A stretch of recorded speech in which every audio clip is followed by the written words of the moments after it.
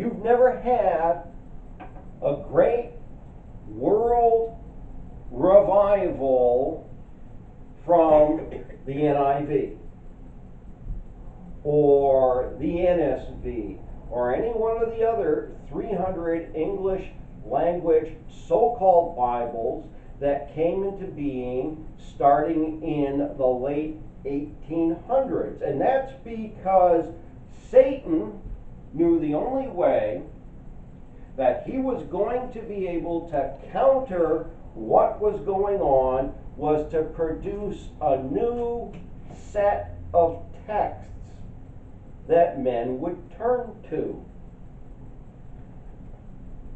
So in comes Westcott and Port, and we'll talk about them again as we get into that point in history.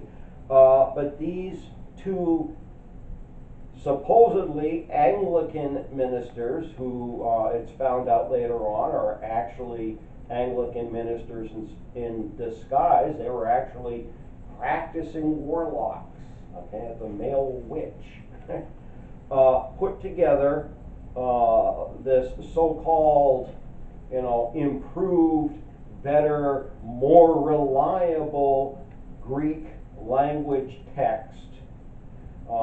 And every so-called Bible from that time, which I believe is 1888 on forward, has used those texts instead of the received texts from which the authorized Bible comes from.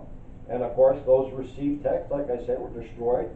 London fire, 1666. This has been the most attacked and hated book in all of history. I mean, that alone right there ought to tell you that it's the right one. But again, we will get into that as we go along. In fact, if you're going to translate a Bible today into, let's say, Russian or Spanish, it should be being translated from this book right here, not any so-called ancient texts. This is what God has preserved His Word in. So we have, I forget the year that it was produced, Spanish Bible that was produced from the authorized version. That's what it should be. There's a Russian Bible, and that's why I use those two, that was recently produced, where they use this as the document to translate it into, and that's what it should be done.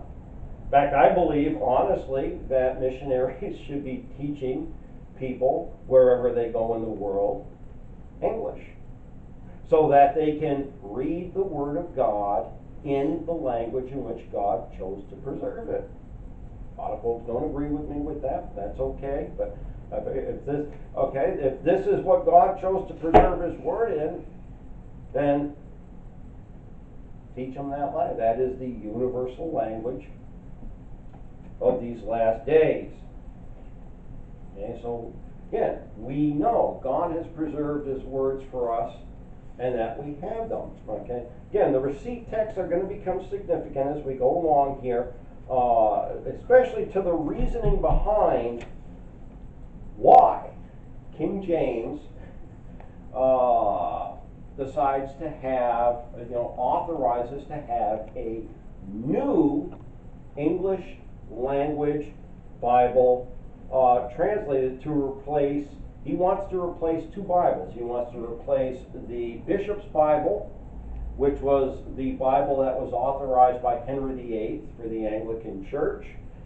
You'll find that listed there in the English language Bibles, and also the Geneva Bible. He wants to get rid of the Geneva Bible. The reason he wants to get rid of the Geneva Bible is that is the official Puritan Bible. Okay, and he's having a lot of issues with the Puritans, especially the most extreme of the Puritans. James the Fourth is who becomes James the First of England, James the Fourth of Scotland. We have the United Kingdom begins here with James. Okay, in Scotland, you have the Presbytery, the Presbyterians. All right, and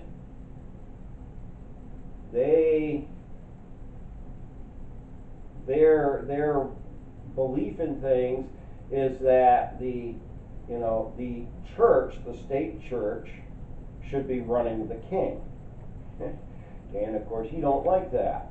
The thing that James likes about England and the Anglican Church, okay, the Episcopal way of doing things, if you will, is that the church answers to the king, not the other way around. One of his statements that he's very fond of is the fact that if there's no bishops, then there's no king. All right, and so when we get into the study of this, what we're going to find out here is that he is going to have a new Bible established, using the bishop's Bible as the basis of this to get rid of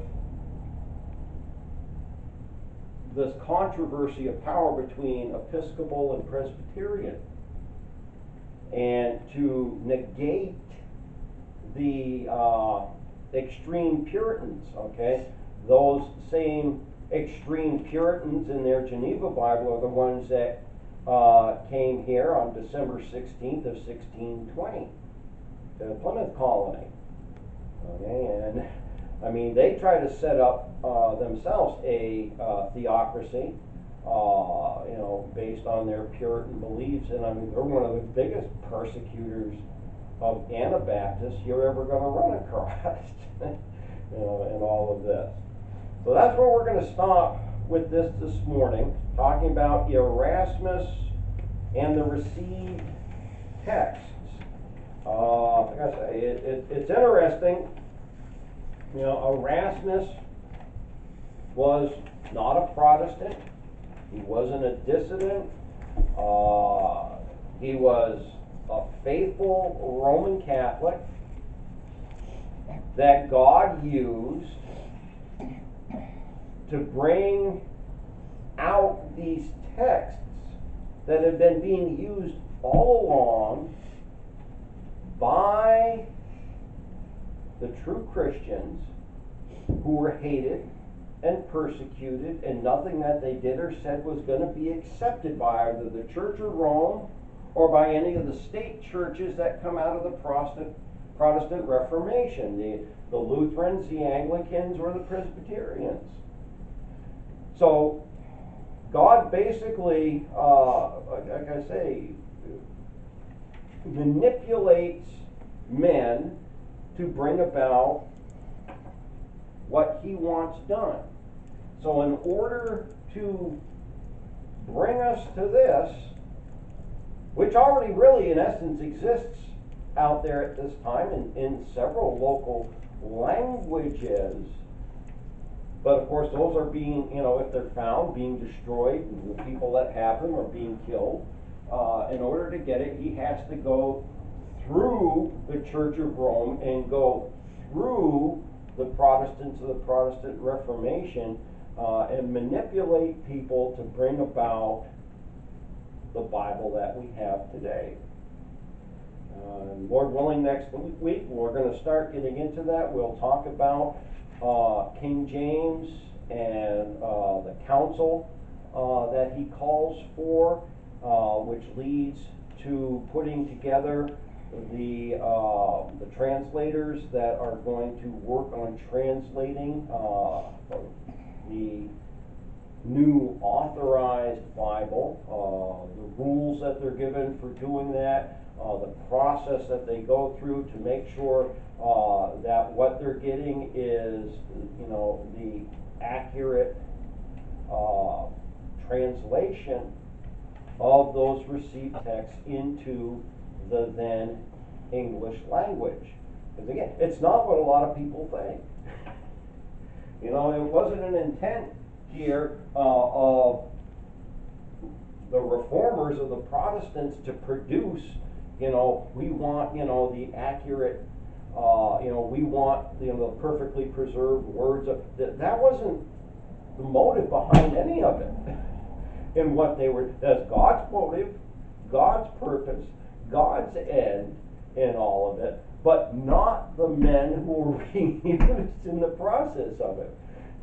But what we end up nonetheless is in the English language, the final language of the Gentile times, is what had been being used by Christians all along.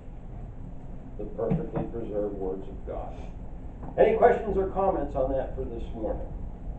I say, we'll be getting into, like I say, I can't begin to go into all the depth of all of this. Yes, go ahead. Yeah, even though you were saying that that's been the most hated and most attacked book that there has ever been, at the same time, it's the #1 bestseller of all time, too. Oh yeah, there's been more copies of this printed than any other book, period, any book in existence, let alone any other so-called version of the Bible.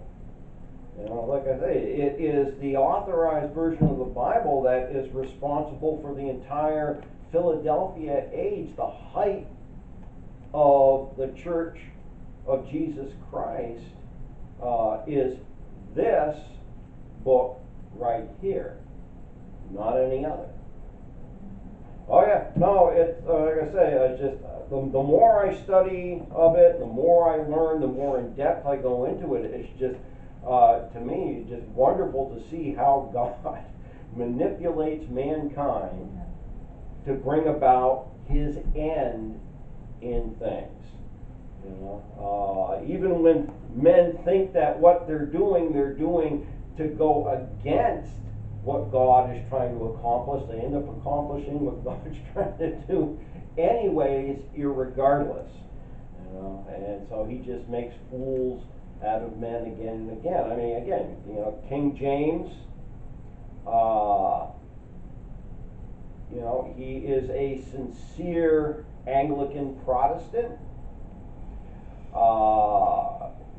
And he has some good and sincere intents, but like I say, his purpose behind, the English language Bible, really had nothing at all to do with, giving mankind, the perfectly preserved Word of God for the sake of that. It was there was a lot of political positioning behind the whole thing to keep England from becoming Presbyterian, to keep England from becoming radical Puritan, to protect his power and sovereignty, as the King of the United Kingdom now. There wasn't as much behind it